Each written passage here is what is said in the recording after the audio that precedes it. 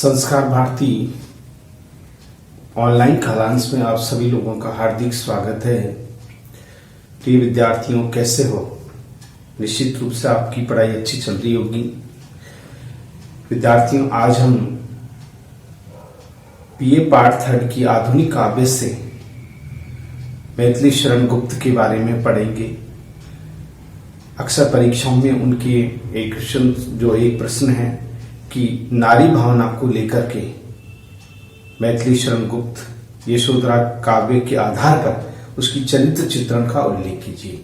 आज हमारा मूल विषय यही रहेगा।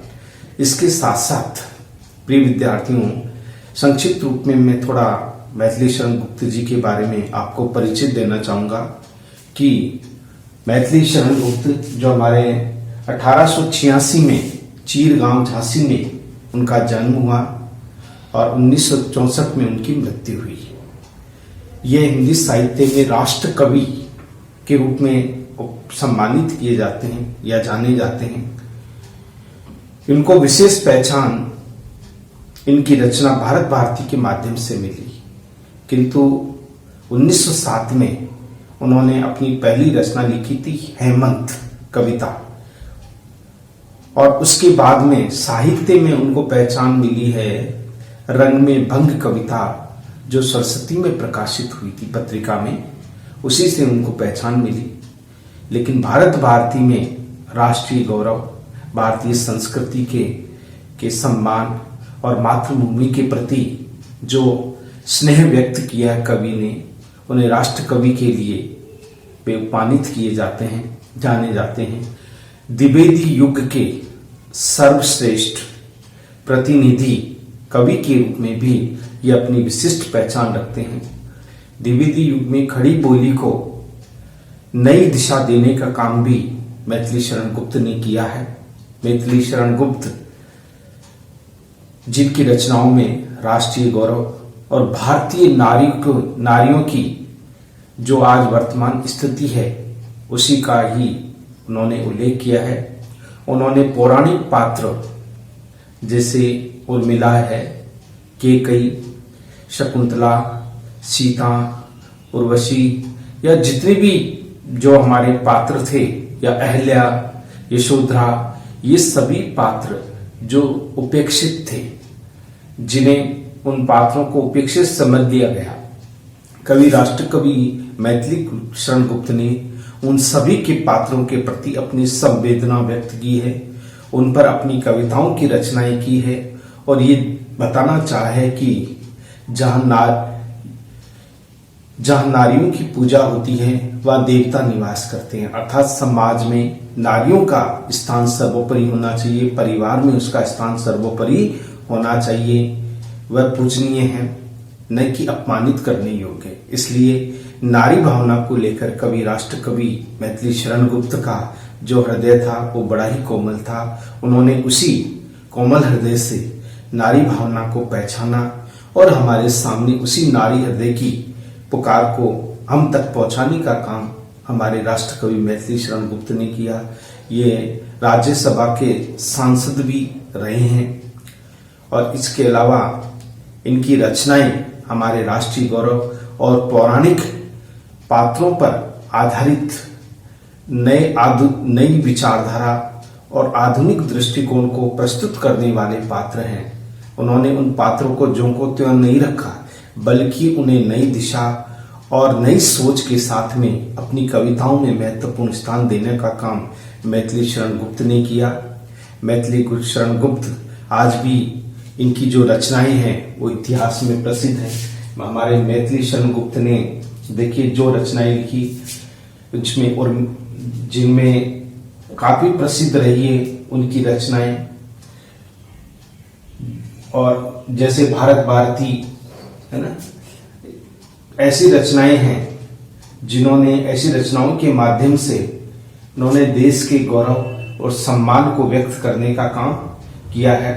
भारत भारती, जयद्रथ वर्ध, पंचवटी, और इसके अलावा यशोधरा, द्वापर और विष्णुप्रिया, ये कुछ ऐसी रचनाएं थी जो राष्ट्रकवि मैथिली शरण गुप्त को साहित्य में विशिष्ट पहचान बनाने के लिए काफी थी। राष्ट्रकवि मैथिली शरण गुप्त भारतीय गौरव, राष्ट्रीय सम्मान और तथा नारी की सुरक्षा के लिए, नारी के अधिकार के लिए संकल्पबद्ध थे। इन्होंने अपनी रचनाओं के माध्यम से ऐसे उपेक्षित पात्रों के प्रति अपनी निष्ठा, अपना प्रेम और अपनी संवेदनाएं अर्पित की है। जो पात्र पौराणिक कथाओं में उपेक्षित समझ लिए गए थे, जिन्हें सम्मान नहीं मिला, क्योंकि किसी भी कारण वो हो सकता है, लेकिन कवि मैथिली शरण गुप्त ने अपने इन काव्यों के माध्यम से उनके साथ में न्याय किया है। उनके साथ उनका जो चरित्र है वो और गौरवान्वित रूप में प्रस्तुत किया है। उनके त्याग, उनके समर्पण और उनकी सेवा को, यानी कि लोग बुराई को ज्यादा देखते हैं, अच्छाई को नहीं देख पाते, तो इसलिए उन्होंने उस बुराई को छोड़ करके, या बुराई, पूरे पात्र में क्या बुराई है, उस बुराई को उन्होंने छोड़ा और उसके जो चारित्रिक गुण हैं, उन चारित्रिक गुणों को ही अपने काव्य में महत्वपूर्ण स्थान दिया है। तो ये पात्र निश्चित रूप से एक उपेक्षित पात्र थे, जिन्हें मैथिली शरण गुप्त ने अपने काव्य में महत्वपूर्ण स्थान दिया। यशोधरा काव्य जो एक खंड काव्य है, उसमें यशोधरा के संपूर्ण जीवन की व्याख्यान्वित की गई है। मैंने व्याख्या आपको पढ़ाई थी कि कैसे गौतम बुद्ध अचानक अपनी पुत्र राहुल और पत्नी यशोधरा को छोड़ करके सिद्धि प्राप्त हेतु संसार की मोहमाया से दूर वो महल का संपूर्ण सुखों का परित्याग करके वहां से चले जाते हैं। किंतु यशोधरा का गौरव उस समय जब जाग जाता है, जब वो अपने पति को नहीं पाती है और सोचती है कि उस पति ने मेरे मान सम्मान को ठेस पहुंचाई, अर्थात मेरे हृदय की जो कामना थी उसको वो नहीं समझ पाए, मुझे कमजोर समझा, अबला समझा और हमें ऐसा स्थिति में छोड़ करके चले गए। हम शत्ररानियां हैं, उन्हें स्वयं सुसज्जित करके युद्ध भूमि में भेज देती हैं, लेकिन अच्छा है कि वो संसार के कल्याण के लिए ही इस ग्रह का त्याग किया है। तो ये तो मेरे गौरव की बात है, किंतु दुख इस बात का है कि वो मुझे कहकर नहीं गए, बिना कुछ कहे वो संसार के कल्याण के उस पथ पर चल पड़े हैं।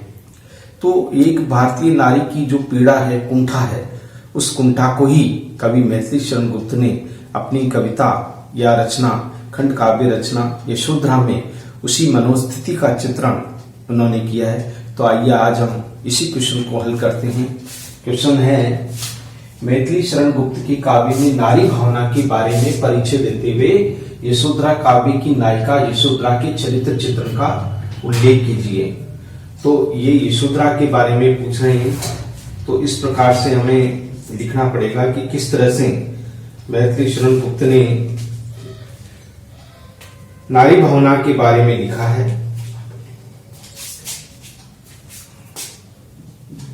तो इस तरह से लिख सकते हैं, हिंदी साहित्य में द्विवेदी युग धारा में अपनी पहचान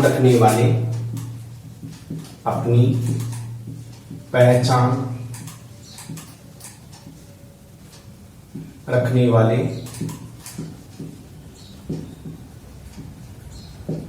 द्विवेदी युग धारा में अपनी पहचान रखने वाले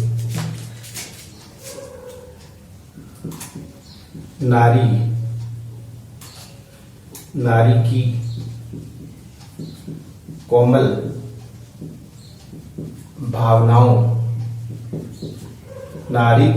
भावनाओं के पारखी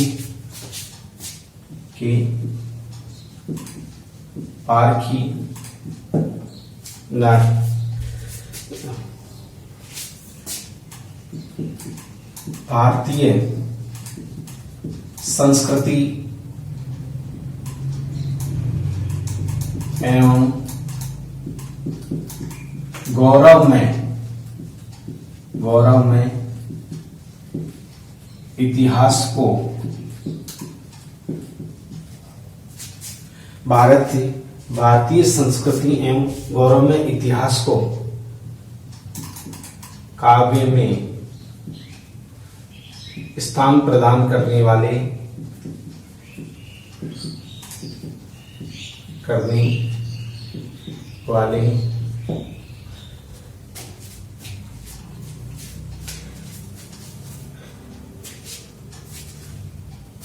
तो इस तरह से यानी गौरवमय इतिहास को महत्वपूर्ण स्थान प्रदान करने वाले मातृभूमि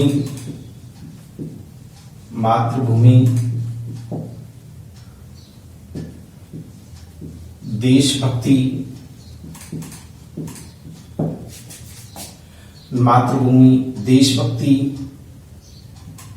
सांस्कृतिक परंपरा को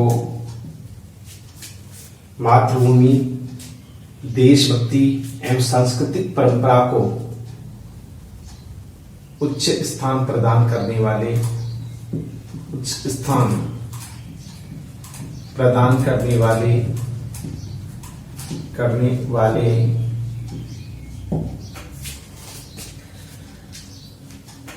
कौन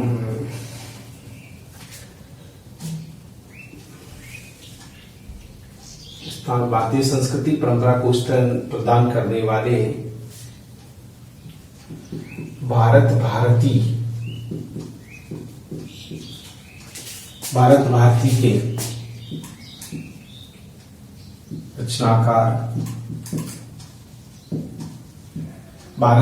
के रचनाकार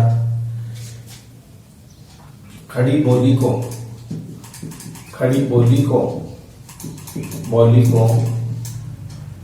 नया रूप देने वाले खड़ी बोली को नया रूप देने वाले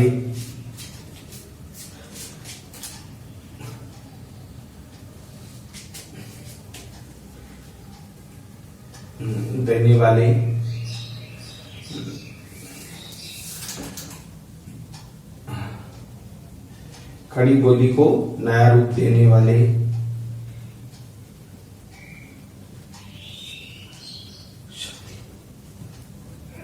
यानी कि एक तरह से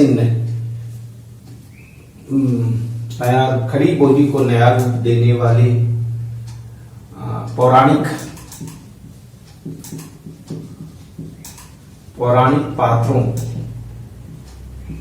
पात्रों के प्रति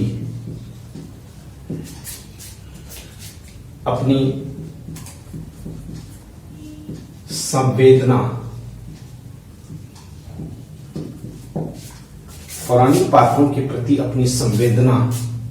प्रकट करने वाले द्विवेदी युग के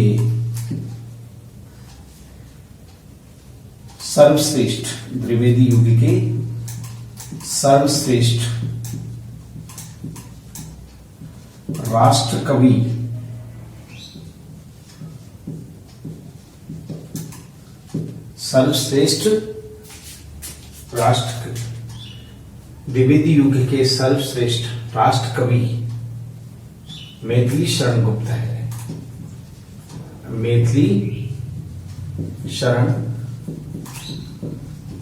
है। ये मैथिली शरण गुप्त जी के लिए हमने लिखा है कि हिंदी साहित्य में द्विवेदी युग धारा में अपनी पहचान रखने वाले नारी की कोमल भावनाओं के पारखी भारतीय संस्कृति एवं गौरव इतिहास को काव्य में स्थान प्रदान करने वाले मातृभूमि देशभक्ति सांस्कृतिक परंपरा को उच्च स्थान प्रदान करने वाले भारत भारती के रचनाकार खड़ी बोली को नया रूप देने वाले पौराणिक पात्रों के प्रति अपनी संवेदना प्रकट करने वाले द्विवेदी युग के सर्वश्रेष्ठ राष्ट्रकवि मैथिली शरण गुप्त है, क्योंकि इन्हें राष्ट्रकवि के रूप में सम्मानित किया जाता है। क्योंकि राष्ट्रीय भावना यानी इनकी जो भावना है वो राष्ट्र को लेकर है। राष्ट्र के लोग हों, स्त्री हो, पुरुष हो, सबके प्रति उन्होंने अपनी भावनाएं व्यक्त की है। तो अब हम मैथिली शरण गुप्त है, तो इस प्रकार हम लिख सकते हैं, गुप्त जी ने अपनी रचनाओं में नारी भावना को प्रमुखता दी है।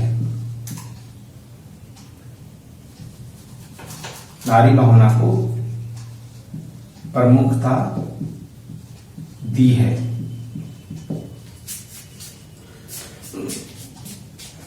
गुप्त जी ने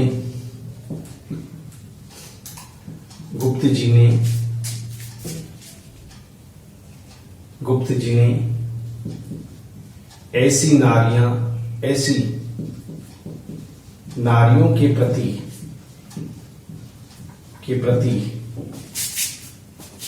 ऐसी नारियों के प्रति अपनी निष्ठा एवं संवेदना व्यक्त कर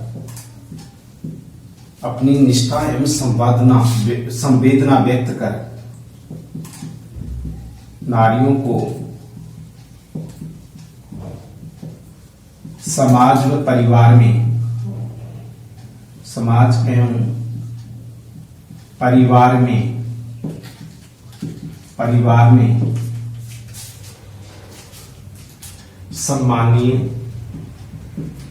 सम्मानीय स्थान दिलाने के पक्षधर है। यानी कि नारियों का सम्मान होना चाहिए। गुप्त जी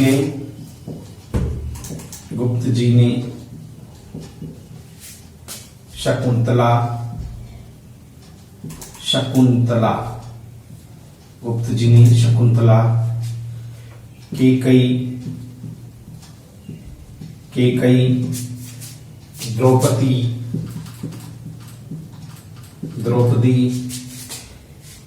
इसके अलावा उर्मिला यशोधरा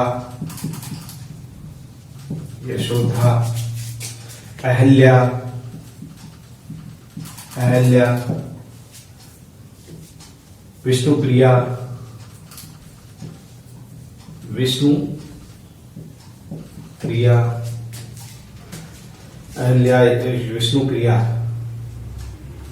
जैसी उपेक्षित नारियों गुप्त जी ने शकुंतला, केकई, द्रौपदी, उर्मिला, यशोधरा, अहल्या और उर्मिला भी आएगी यहाँ, हम उर्मिला भी उर्मिला आ गई। उर्मिला, यशोधरा, अहल्या, विष्णुप्रिया जैसी उपेक्षित नारियों को काव्य में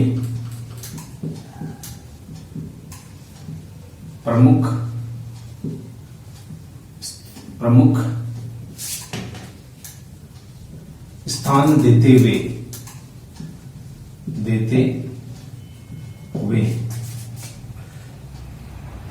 उन्हें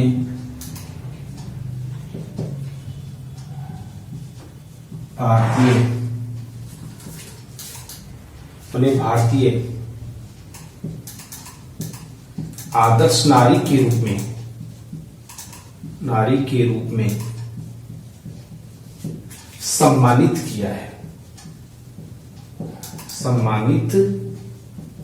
किया है। यानी चाहे वो कोई भी हो, जितने भी हमारे उपेक्षित पात्र हैं, उन सभी उपेक्षित पात्रों के प्रति अपनी संवेदना, अपना प्रेम उन्होंने व्यक्त किया है। वह है राष्ट्रकवि मैथिली शरण गुप्त, जिन्होंने नारियों के प्रति अपनी भावना व्यक्त की है, भारतीय आदर्श नारी के रूप में उन्हें सम्मानित किया है। गुप्त जी ने नारी भावना, गुप्त जी ने नारी भावना, गुप्त जी ने नारी भावना का, गुप्त जी ने यह कहने का तात्पर्य है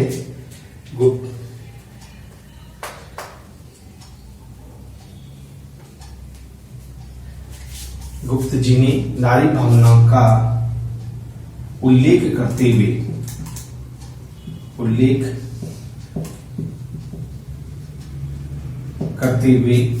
गुप्त जी ने नारी भावना का उल्लेख करते हुए युग युग से पद दलित, पैरों से कुचली गई, पद दलित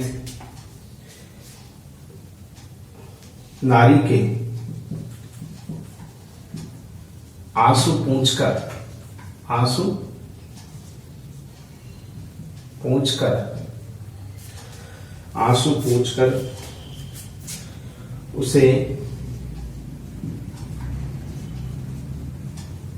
उसे पुरुषों द्वारा समाज एवं परिवार में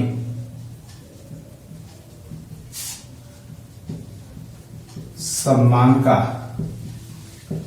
पात्र बनाया है, सम्मान का पात्र बनाया है।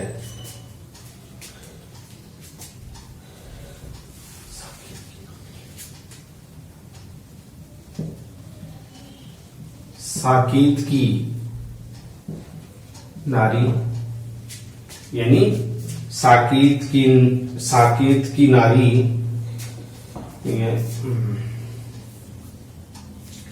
साकेत की नारी पति और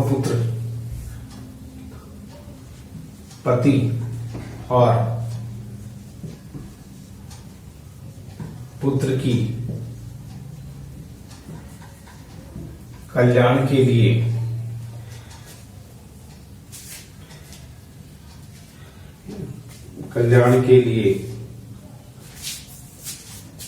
साकेत की नारी पति और पुत्र की कल्याण के लिए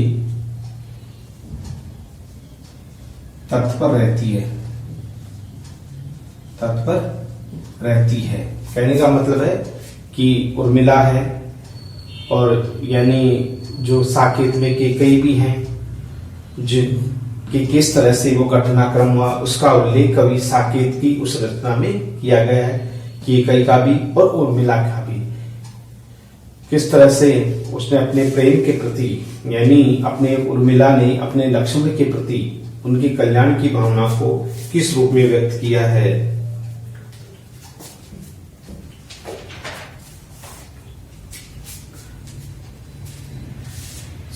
कल्याण के लिए रहती है।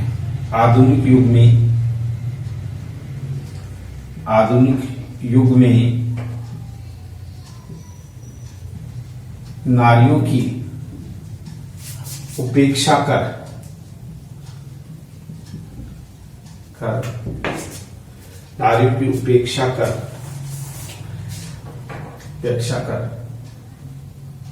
आधुनिक युग में नारियों की उपेक्षा कर कोई भी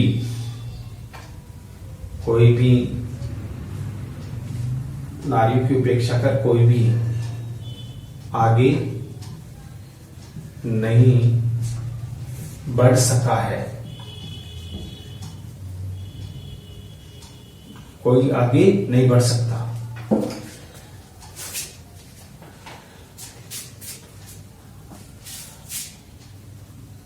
गुप्त जी ने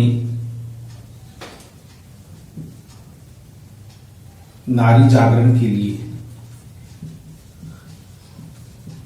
गुप्त जी ने नारी जागरण के लिए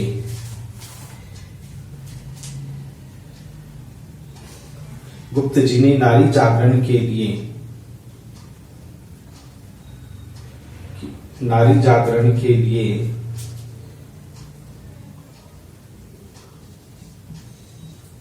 पुरुषों के हाथों, गुप्त जी ने नारी जागरण के लिए पुरुषों के हाथों उन्हें सम्मानित करवाया है।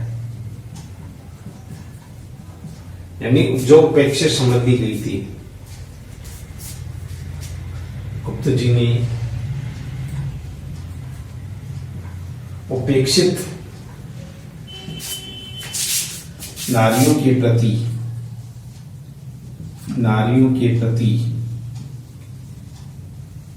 अपने श्रद्धा सुमन अर्पित किए हैं।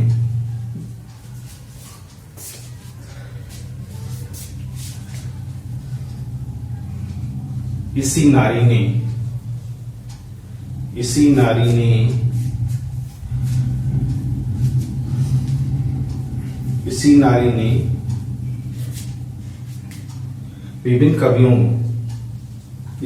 ने विभिन्न कवियों के हृदय पर गहरी छाप छोड़ी है। कवि हृदय पर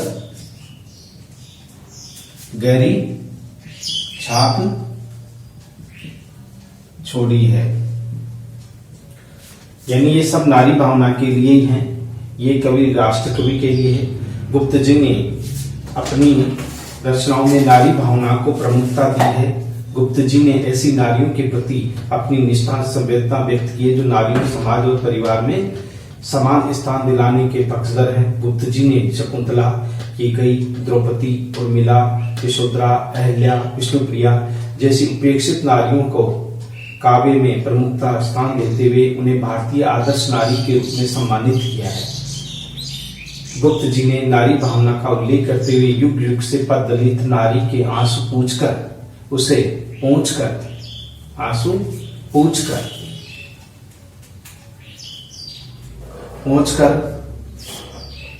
पुरुषों के द्वारा समाज और परिवार में सम्मान का पात्र बनाया। साकेत की नारी पति और पुत्र की कल्याण के लिए तत्पर रहती है। आधुनिक युग में नारियों की उपेक्षा कर कोई आगे नहीं बढ़ सकता। गुप्त जी ने नारी जागरण के पुरुषों के हाथों नारी जागरण के लिए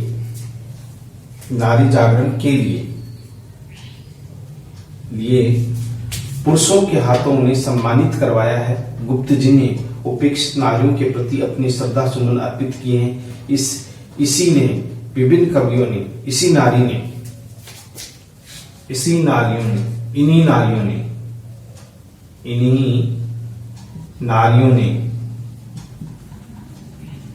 इन्हीं नारियों ने विभिन्न कवियों के हृदय पर गहरी छाप छोड़ी है। अब वो क्या छाप है, देखिए कौन कौन सी ऐसी छाप है जो अपनी विशिष्ट पहचान बनाई है उन्होंने। यह हम पढ़ रहे हैं अभी नारी भावना के लिए। अभी हमारे चरित्र चित्रण आरंभ नहीं हुआ है, ये ध्यान रखना है किस तरह से नारी भावना को उन्होंने प्रकट किया है। तो देखिए कौन कौन सी ऐसी पहचान है जो नारी भावना के रूप में देखने को मिलती है।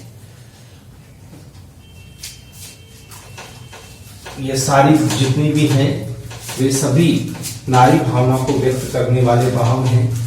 गुप्त जी ने अपने काव्य में नारी चेतना को, नारी भावना को अपने काव्य में प्रमुखता दी है। तो इसलिए उपेक्षित पात्रों के प्रति उन्होंने न्याय किया है। अब छाप छोड़ी है।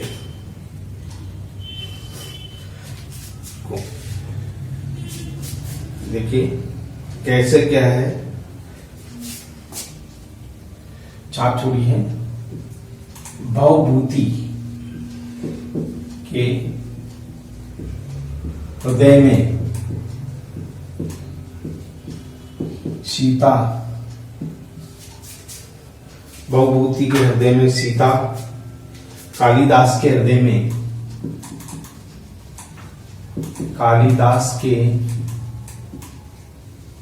हृदय में, कालिदास के हृदय में शकुंतला,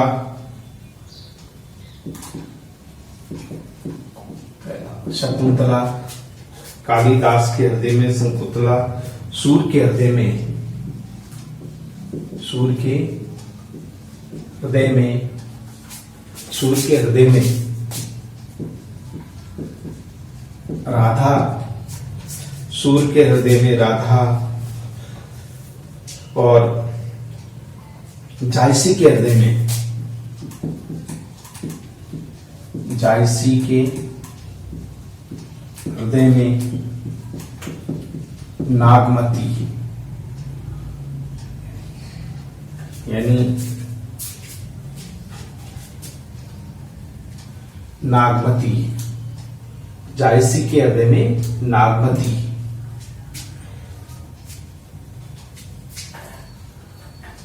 इसी प्रकार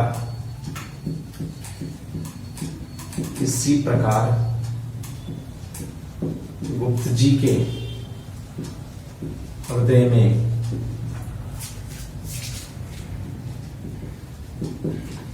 यशोधरा, यशोधरा पात्र ने अपनी गहरी छाप छोड़ी है,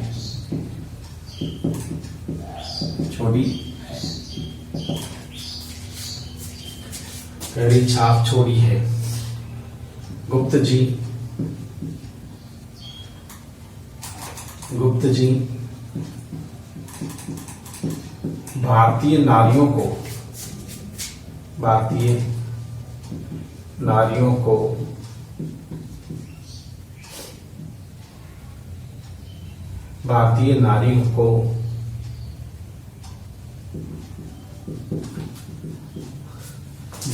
गुप्त जी भारतीय नारियों को समाज,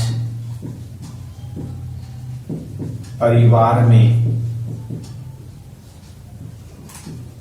महत्वपूर्ण स्थान देना चाहते हैं।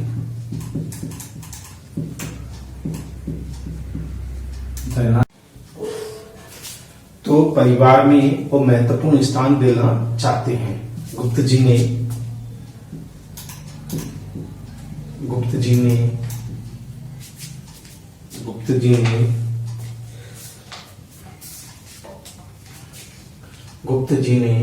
अपने काव्य में भारतीय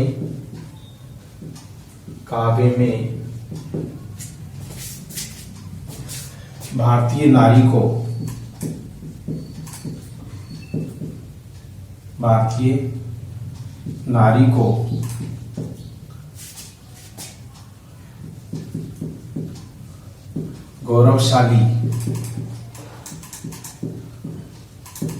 गौरवशाली स्थान प्रदान किया है। गुप्त जी ने अपने काव्य में भारतीय नारी को गौरवशाली स्थान प्रदान किया है।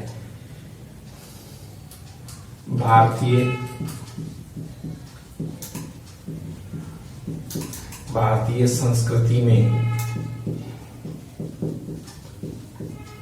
नारी के बारे में कहा गया है, नारी के बारे में कहा गया है यत्र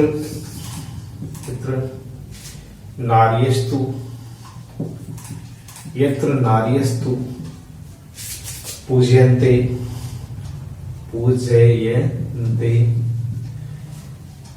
रमते तत्र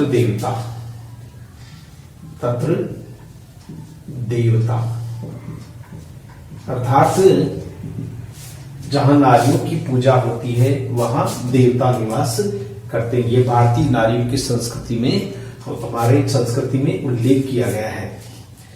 इसलिए उन्होंने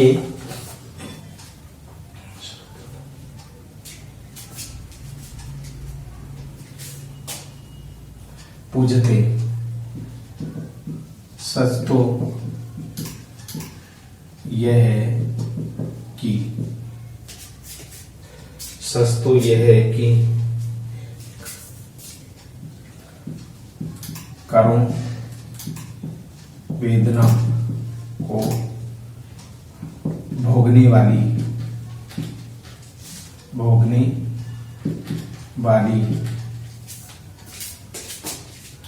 आदर्श नारी को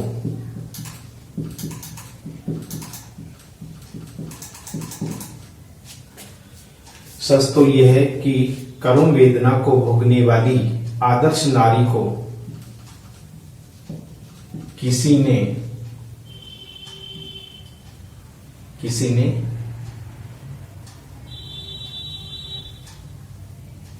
यानी आदर्श नारी को किसी ने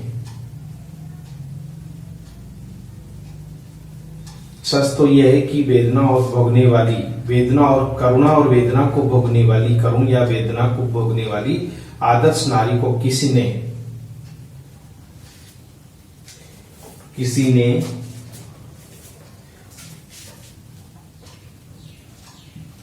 उसकी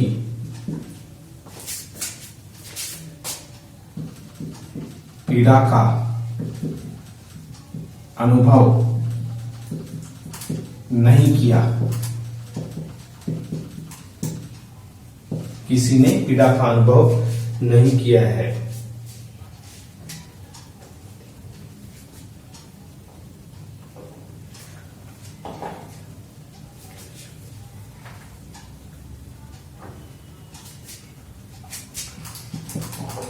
नारी शब्द अपने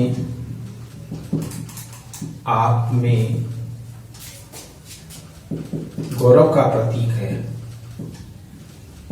नारी शब्द अपने आप में गौरव का प्रतीक है। एक नहीं दो मात्राएं हैं।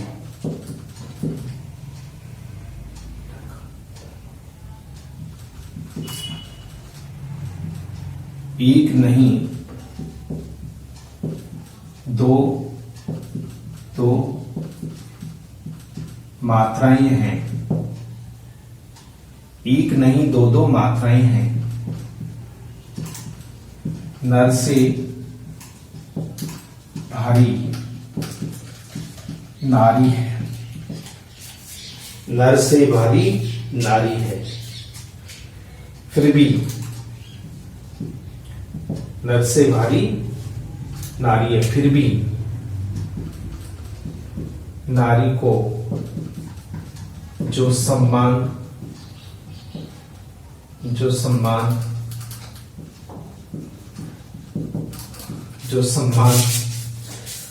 मिलना चाहिए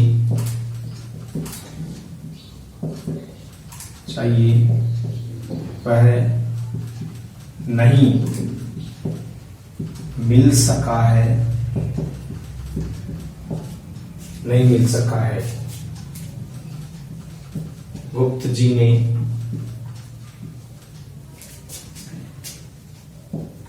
भारतीय नारी को राष्ट्रीय गौरव का प्रतीक माना है। गौरव का प्रतीक माना है। नारी ने अपने आत्मसम्मान के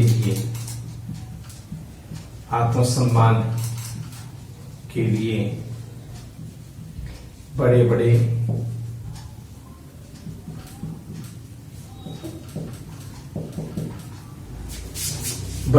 त्याग किए हैं। बड़े त्याग किए।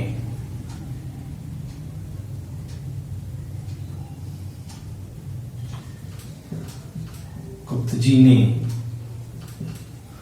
नारी को नारी को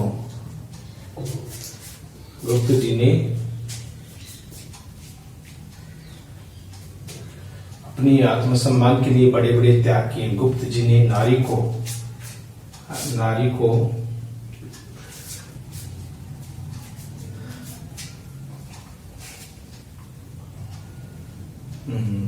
गुप्त जी ने नारी को सभी के द्वारा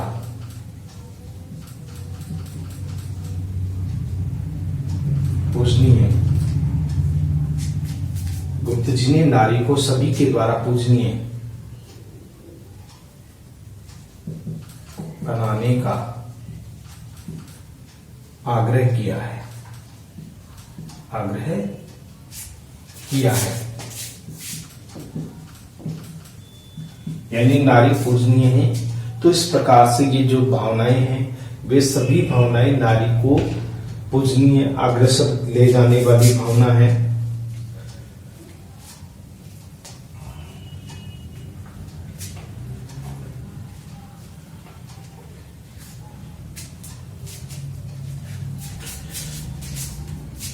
गुप्त जी ने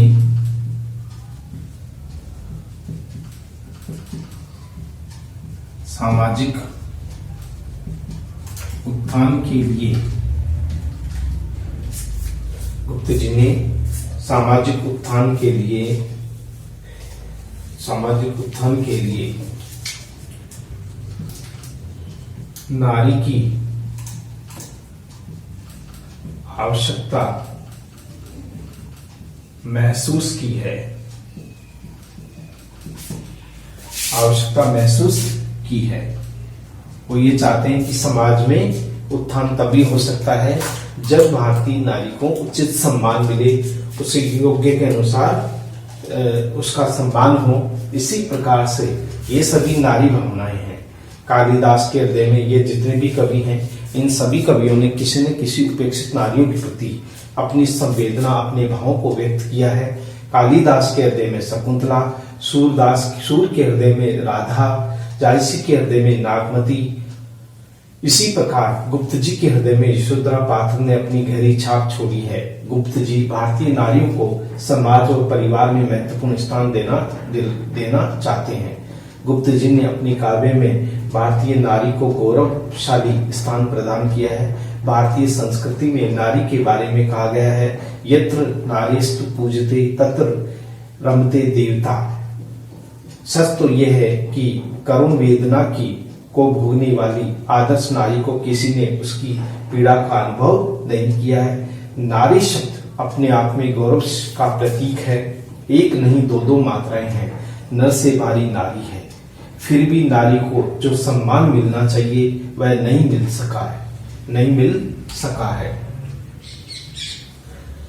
सका है। गुप्त जी ने भारतीय नारी को राष्ट्रीय गौरव माना है। नारी ने अपने आत्मसम्मान के लिए बड़े बड़े त्याग किए हैं। गुप्त जी ने नारी को सभी के द्वारा पूजनीय बनाने का आग्रह किया है। गुप्त जी ने सामाजिक उत्थान के लिए नारी की आवश्यकता महसूस करी है। ये सभी विचार नारी को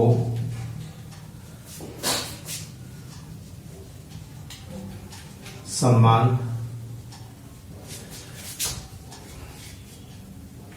ये सभी विचार नारी को सम्मान एवं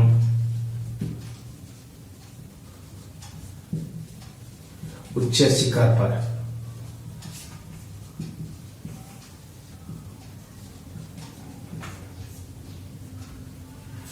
ये सभी विचार नारी को सम्मान और उच्च शिखर पर पहुंचाने के लिए पर्याप्त है। यही गुप्त जी की नारी भावना के विचार हैं। यही एक नारी भावना के गुप्त जी के विचार हैं जो उन्होंने अपने काव्य में प्रकट किए हैं। तो इस तरह से ये सारा है, ये गुप्त जी का हमने यहां तक पढ़ा है कि नारी भावना के बारे में। तो अब आए हमारा ये जो पात्र है वो आएगा यशोधरा की। अब हम यशोधरा पर पहुंचेंगे। किस तरह से यशोधरा ने काव्य में अपनी, जो यशोधरा गौतम बुद्ध की पत्नी, जो एक भारतीय आदर्श नारी है, जो अपने पति के सम्मान के लिए, जो अपने आत्म सम्मान के लिए अपने प्राणों की आहुति न देकर के अपने कर्तव्य का निर्वाह करती है, वो भारतीय नारी जो आज भी इतिहास में या आज भी गुप्त जी जैसी कविताओं में अपना महत्वपूर्ण स्थान प्राप्त करने का अधिकारी बन सकी। कवि ने इसी रूप को हमारे सामने रखा है। तो देखिए, तो हम ये लिख सकते हैं इस प्रकार गुप्त जी ने नारी भावना के प्रति अपने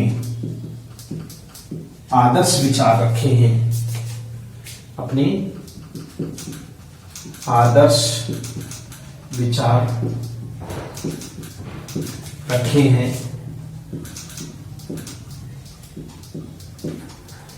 इस प्रकार गुप्त जी ने आदर्श विचार रखे हैं। यशोधरा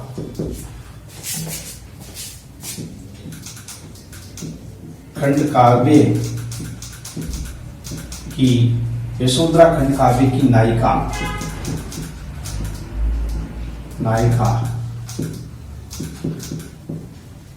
यशोधरा के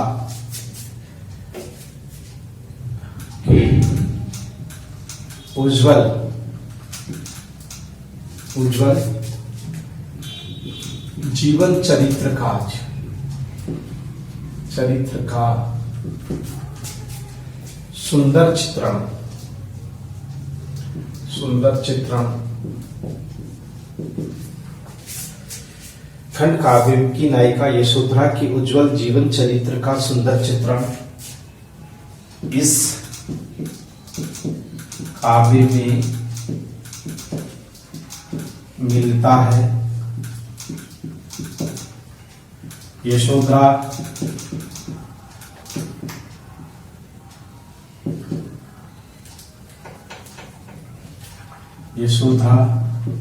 एक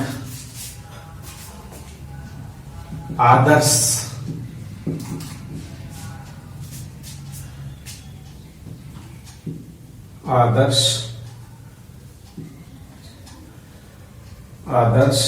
भारतीय नारी है।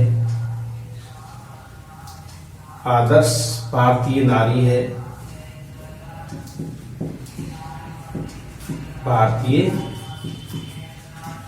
है। यानी कि यशोधरा एक आदर्श भारतीय नारी है। उसमें नारी कोमलता,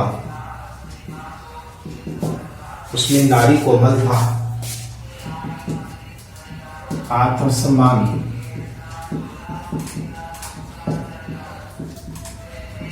पतिपरायण,